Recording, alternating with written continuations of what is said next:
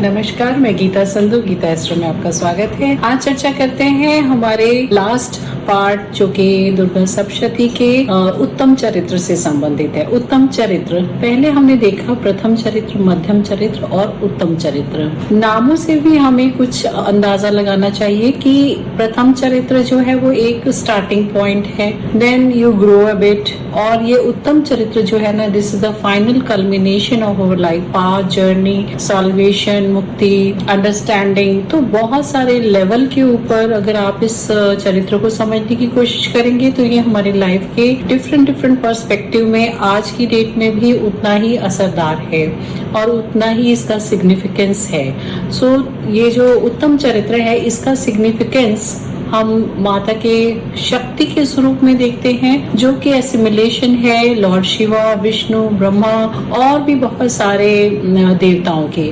माँ ने एक अपना स्वरूप लिया बिकॉज देवता इस स्थिति में नहीं थे कि वो इतने कंबाइन रूप में आ सके। क्रिएशन जो है ना, पावर सोर्स तो अपना है उनका, लॉर्ड शिवा का, लेकिन जो मैनिफेस्टेशन है वो सारा शक्ति का रूप है। आप आज के टाइम में बड़े लॉजिकल ब्रेन के साथ में इन चीजों को समझना चाहते हैं, तो चलिए आप बताएं कि क्या किसी ने भी एयर के प्रेशर को महसूस किया है, वाटर के प्रेशर को महसूस किया है? जितने भी एलिमेंट्स हैं, इन एलिमेंट्स के अंदर एक इनहेरेंट पावर है। जैसे धूप है तो उसके अंदर एक तीक्ष्णता है, और चंद्रमा की रोशनी है तो उसके अंदर एक शीतलता है। ये जो भी हमारे फीलिंग्स हैं, रियलाइजेशन है, सॉफ्ट है, हार्ड है, हार्श है, जैसे भी है, ये एक किसी न किसी तरीके की एनर्जी है, और ये एनर्जी ही माँ का स्वरूप है। क्रिएशन करते समय कभी कभी ईश्वर जो नहीं कर सकते, वो असमर्थ हो जाते हैं, तो उनको एक शक्ति का रूप उसके ऊपर आश्रित होना पड़ता है अपनी मैनिफेस्टेशन को स्ट्रांगली दुनिया में देने के लिए। तो माँ का ये वाला जो अध्याय है, ये चरित्र है उत्तम चरित्र, यहाँ पर हमने देखा कि महागौरी की उत्पत्ति हुई। पहले वो रॉ फॉर्म में है, काली है, फियर्स है, उसके बाद महालक्ष्मी बन करके उन्होंने अपनी क्रिएटिविटी से लोगों को बहुत रिफॉर्म सिखाया और बहुत कुछ अच्छा फीलिंग्स आपके अंदर, दया, माया, करुणा, धृति, क्षमा, शांति, वृद्धि, रिद्धि, सिद्धि, सब कुछ दिया। लेकिन फिर भी ग्रीड कहीं ना कहीं प्रिवेल करता है और सिचुएशन चेंज हो जाती है। तो जब जब सिचुएशन चेंज होती है तब तब प्रकृति जो है प्रलय स्वरूपा होकर के सब कुछ विनष्ट करती है। तो भगवान शिव के साथ शक्ति मिलकर संहार करती है और एक नया सृजन फिर से होता है। यहाँ पर फिर से हमने देखा 5वें अध्याय के माध्यम से 13वें अध्याय के बीच में हमने बहुत सारे चैप्टर्स में माँ के स्वरूप को बहुत डिफरेंट लेवल पे देखा है। कहीं वो बहुत सौम्य है, कॉन्फिडेंट है, कहीं वो बहुत हार्श है, तीखी है, और उनकी मैनेजमेंट कैपेसिटी को भी आप देख सकते हैं कि जैसे कि एक वॉरफेयर में आप पूरा प्रॉपर मैनेजमेंट होता है, प्रॉपर एक स्ट्रेटेजी के तहत सारी चीजें होती हैं कि यहाँ पर ये पोस्टिंग होगी, यहाँ पर ये पोस्टिंग होगी, ऐसे अटैक होगा, सिक्योरिटी के लिए ये वाला पॉइंट ठीक है, या कैसे इसको अरेंज करना है। तो एक जिन लोगों को बहुत इंटरेस्ट आता है वॉरफेयर की मूवीज देखने में या उनके फिक्शन को पढ़ने में, उन लोगों के लिए ये अध्याय एक अद्भुत अध्याय है, क्योंकि यहाँ पर मैनेजमेंट देखा है कि किस तरीके से माँ की योगिनियाँ, नित्या, बहुत सारे फियर्स फॉर्म वाली उनकी विभूतियाँ, ठीक है, वो सब के सब अपनी पोजीशन लेकर के किस तरीके से पार्टिसिपेशन करते हैं। ये अगर हम शुंभ निशुंभ, मधुकैटभ, इनके परिप्रेक्ष्य में देखें तो एक पुरातन कथा लग सकती है, लेकिन ये शुंभ निशुंभ और मधुकैटभ जैसे कैरेक्टर्स या ऐसी सिचुएशंस हमारे सामने हमेशा डे टू डे लेवल पे आती हैं। हमारे अंदर के कई बार ये इतने राक्षस हैं जो हमें बहुत परेशान करते हैं, तो उनको मथना, उनको कंट्रोल करना, उनकी एनर्जी से बाहर आना और एक सात्विकता की तरफ जाना, या उनको बड़े एग्रेसिव और फियर्स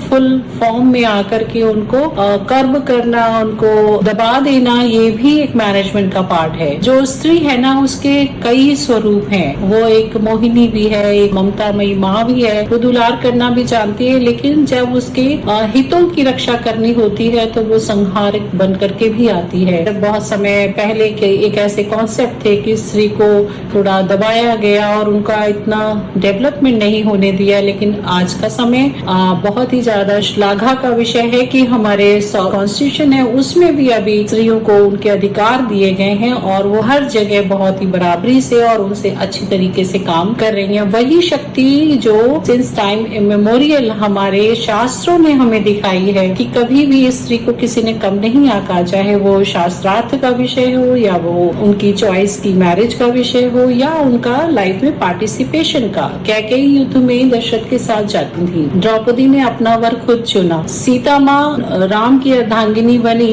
उन्होंने वन में उनका साथ दिया। बराबरी या कौशलता में कहीं उनके किसी चीज में कमी नहीं रही है और यही हमारे इन अध्यायों के माध्यम से हम देखते हैं। तो हमारी लाइफ में जैसे भी समय आते हो, अगर आप रेगुलर नियमित रूप से इनका पाठ करते हैं या जैसी भी आपकी परेशानियां लाइफ में हैं, उस तरीके का आप गाइडेंस या इंडिकेशन इन अध्यायों के माध्यम से ले सकते हैं। इनमें एक एक मंत्र के अंदर पावर निहित है, शक्तियां निहित हैं और ये पावर आपको आपके मनोरथों तक पहुंचा देती हैं। माता रानी के डिफरेंट वाहन हैं, उनके आयुध हैं, उनके वेपन्स हैं, उन सब का एक सिंबॉलिक मीनिंग है और जब हम उनके स्वरूप को देखते हैं तो हमें एक सुरक्षा का आभास भी होता है और एक हमारी परिपूर्णता का आभास भी होता है। तो ये माता रानी का जो स्वरूप है, इसमें दुर्गा शक्ति का जो पर्व मनाते हैं हम 9 रूपों में, कभी वो काल रात्रि के रूप में है तो कभी वो महिषासुरमर्दिनी के रूप में है, कभी वो सौम्य काल में महालक्ष्मी के रूप में है। तो वही स्त्री जो एक पालन पोषण माँ बन के करती है, एक कुशल व्यवस्थापक बनकर मैनेजमेंट फ्रंट पर करती है और घर के अंदर भी वो पूरा का पूरा मैनेजमेंट संभालती है। डायरेक्शन कोई भी हो,